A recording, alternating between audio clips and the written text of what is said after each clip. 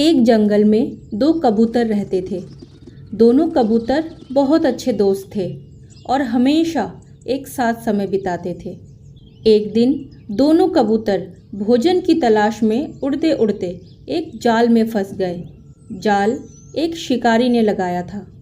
दोनों कबूतर जाल में फंसते ही डर गए, लेकिन एक कबूतर ने साहस दिखाया और कहा कि हमें एक साथ मिलकर इस समस्या का हल निकालना होगा। दूसरे कबूतर ने उसकी बात मान ली। अब दोनों ने मिलकर अपने पंखों की ताकत से जाल को फाड़ने की पूरी कोशिश करने लगे, लेकिन जाल बहुत मजबूत था। तभी एक चालाक गिद्ध की नज़र दोनों कबूतरों पर पड़ी। वो उन दोनों कबूतरों के पास आया। गिद्ध ने देखा कि दोनों कबूतर जाल से बाहर निकलने की पूरी कोशिश कर रहे हैं। गिद्ध ने मन ही मन सोचा कि ये कबूतर मेरी दावत बन सकते हैं। इसलिए गिद्ध उस जाल के पास जाता है और कबूतरों से कहता है, मैं तुम दोनों की मदद कर सकता हूँ और तुम्हें इस जाल से भी बाहर निकाल सकता हूँ, लेकिन उससे पहले तुम्हें मेरी बात माननी होगी।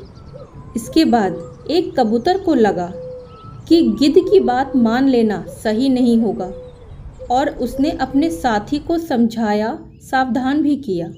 लेकिन उसके बाद भी दूसरे कबूतर ने गिद्ध की बात मान ली और जैसे ही वह दूसरा कबूतर गिद्ध के पास गया, गिद्ध ने उसे पकड़ लिया और लेकर उड़ गया।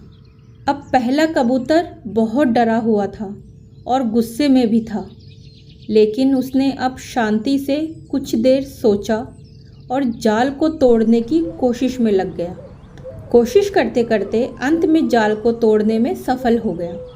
अब वो कबूतर गिद्ध और शिकारी से जान बचाकर खुशी खुशी आसमान में उड़ गया।